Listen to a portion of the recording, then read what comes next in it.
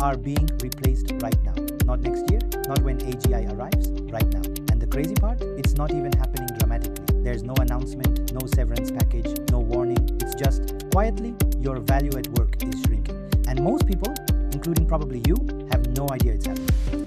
I don't say that to scare you. I say that because I spent months studying how the AI era is actually reshaping careers. Not the hype, not the fear, the real data and real stories. And what I found changed how I think about everything.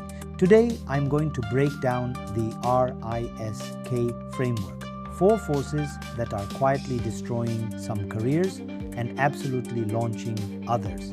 By the end of this video, you'll know exactly which side you're on and what to do about it. Let's go. Real quick, I need to kill a myth.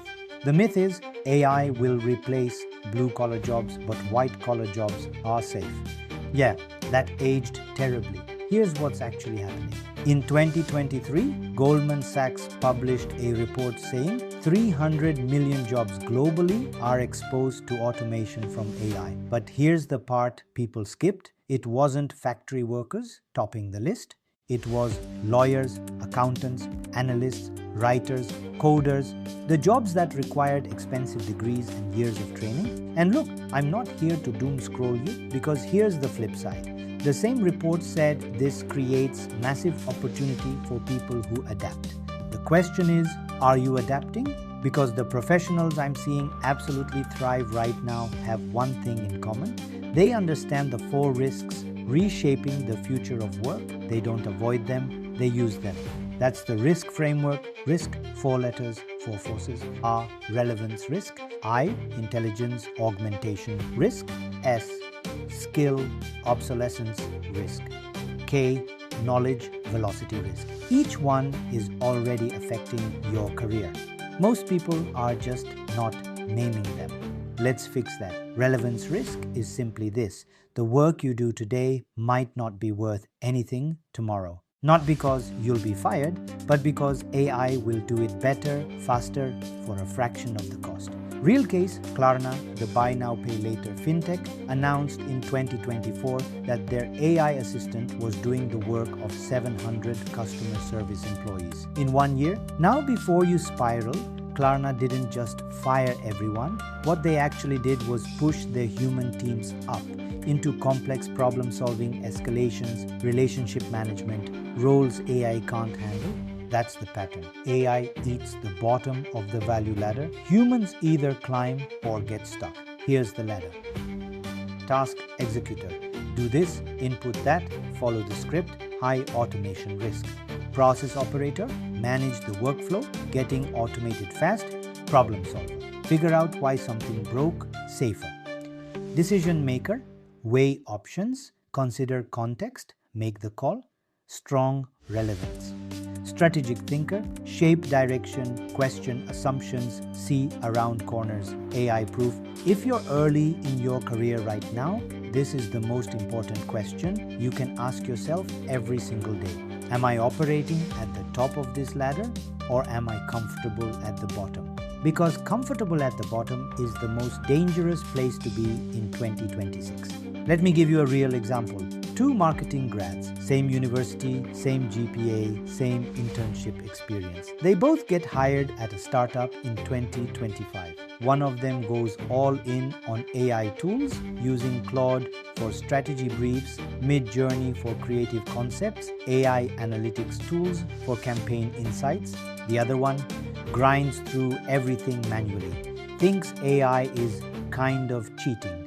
12 months later, the first person is running campaigns at a scale that would have taken a team of 5. They get promoted, they're getting recruited. The second person is still doing the same work at the same pace and quietly being seen as slower. The risk isn't AI replacing you, it's a human with AI replacing you.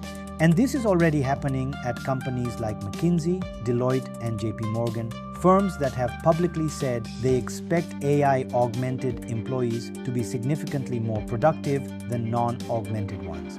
Here's the action step. Start building your AI stack now.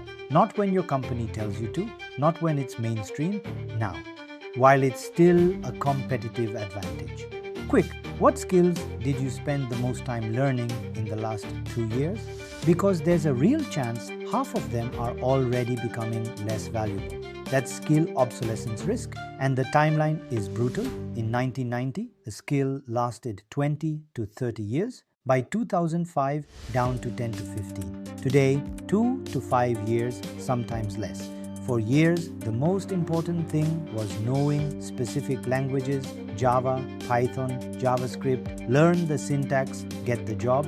Now, GitHub Copilot, Cursor, and tools like it are writing 40 to 50% of code at companies like Google and Microsoft. Does that mean coding skills are dead? No. But it means the most valuable coding skill has completely shifted. It's not can you write the code, it's can you architect the system, spot the flaws in AI-generated code, and make high-level decisions about what to build. The careers that are exploding right now, AI prompt engineering, AI product management, AI ethics, AI augmented design, they didn't exist 5 years ago. The lesson: stop protecting old skills. Start acquiring new ones before the market demands them. The people winning aren't reactive, they're early, last one. And honestly, this might be the hardest one to manage. Knowledge velocity risk is the speed at which what you know becomes outdated. Here's a wild example. GPT-3 launched in 2020. It felt like sci-fi. By the time most people had figured out how to use it, GPT-4 was out, then GPT-4o, then o1, then o3. In 2 years, the AI landscape changed more than the software industry changed in the previous decade.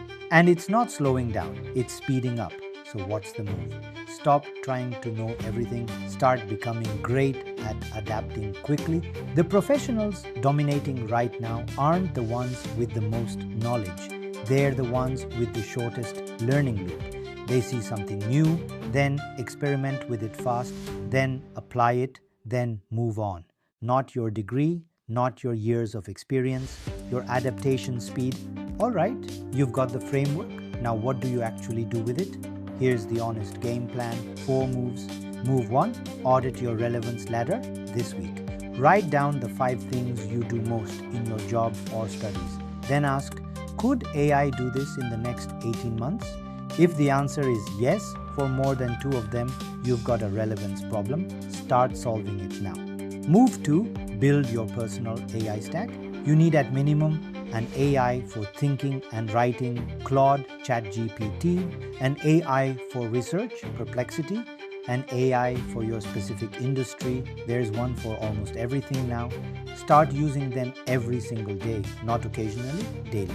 Move 3, invest in the skills AI can't touch. Take 1 hour a week, 1 hour, and deliberately practice a high-value human skill. Strategic writing, public speaking, complex problem solving, leading difficult conversations. These are the skills that will make you exponentially more valuable as AI handles everything below them. Move 4, shorten your learning loop. Pick one new AI tool, trend, or framework every 2 weeks. Spend 3 hours with it. Decide if it matters to you. Move on. You don't need to master everything.